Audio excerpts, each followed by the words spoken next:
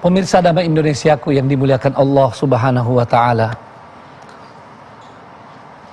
Idul Qurban ini atau udhiyah ini yang sangat luar biasa nilainya, pahalanya di sisi Allah Subhanahu wa taala dan manfaatnya bagi pribadi dan keluarga, masyarakat ya, bahkan bagi umat manusia secara umum. Tentu mempunyai aturan-aturan dalam pelaksanaannya karena dia ibadah.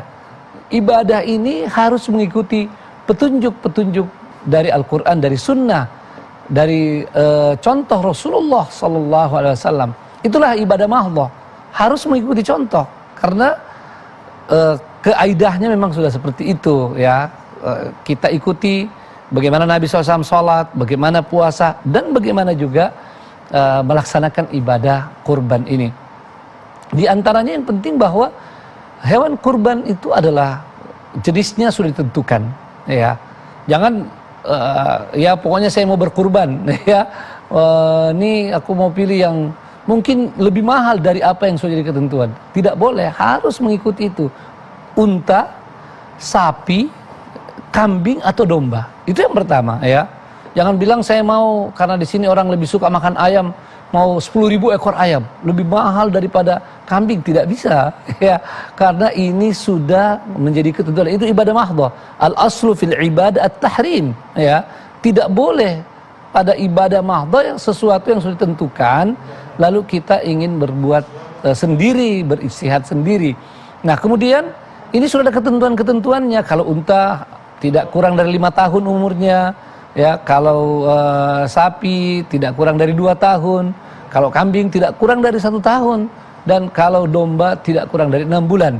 Dan harus dalam keadaan tidak cacat, tidak sakit ya. Dan yang harus diperhatikan juga, pilih yang terbaik ya. Pilihlah hewan kurban kita yang berisi ya, karena kita akan mempersembahkan kepada Allah Subhanahu wa taala yang kita cintai dan kita ingin ada manfaat yang sebesar-besarnya buat masyarakat, buat mereka yang kita akan bagikan hewan kurban ini.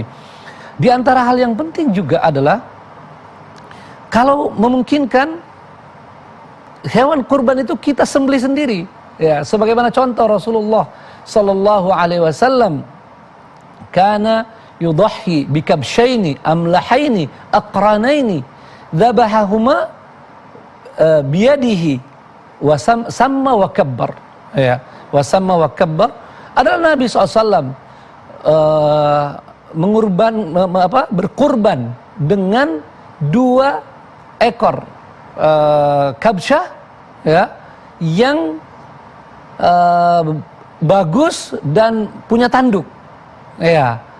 Artinya ini istimewa kambing Nabi SAW atau domba Nabi SAW. Lalu beliau menyembelihnya dengan tangannya sendiri ya.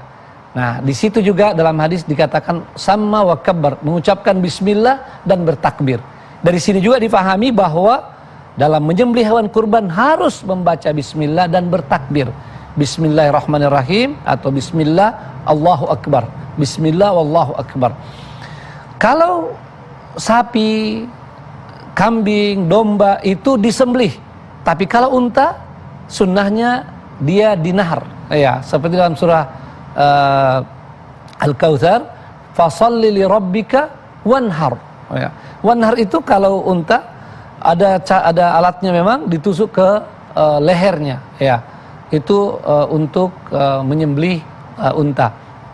Nah, kemudian daging kurban ini itu dibagi menjadi 3 bagian. Ingat, 3 bagian, bukan sepertiga ya. 3 bagian, tidak harus sama ya, tetapi perlu diperhatikan 3 bagian. 3 bagian ini adalah kita makan ya, lalu kemudian ada yang kita hadiahkan dan yang kita bagikan secara umum. Itu adalah petunjuk-petunjuk bagaimana hewan kurban itu. Dan ingat, kalau kita mengambil jasa daripada orang yang menyembelih, tidak boleh dibayar dengan bagian-bagian manapun dari hewan kurban itu. Harus dibayar dari uang di luar dari hewan kurban ya. Kita sempurnakan semua dari hewan kurban ini adalah untuk dimanfaatkan sebagaimana tadi di dalam 3 bagian. Yang tidak kalah pentingnya bahwa daging hewan kurban ini harus segera dibagi ya kepada yang membutuhkannya, kecuali kalau kemudian ada halangan seperti dalam pandemi COVID-19 ini. MUI juga sudah berfatwa boleh disembelih lalu dikalengkan, kemudian dibagi ke tempat yang membutuhkan hewan kurban itu ya, karena saat pandemi misalnya dilakukan penyembelihan mungkin susah pembagian ya, apalagi kalau orang berkerumun, dan ini bisa menyebabkan terjadinya transformasi virus corona. Naudzubillah min dzalik. Dan juga fatwa Majelis Ulama Indonesia yang terakhir berkenaan dengan Idul Adha dan penyembelihan kurban, dianjurkan umat Islam mengarahkan hewan kurbannya ke rumah potong hewan ya. Karena kalau di tempat-tempat yang tidak memungkinkan ya, maka bisa menyebabkan terjadinya penularan virus corona. Nah, ini fatwa-fatwa penting dari Majelis Ulama Indonesia tentang pelaksanaan udhiyah atau hewan kurban ini. Maka dengan hal tersebut, mari kita laksanakan ibadah ini. Mari berlomba-lomba, sebab ini tidak bisa digantikan menjadi sedekah.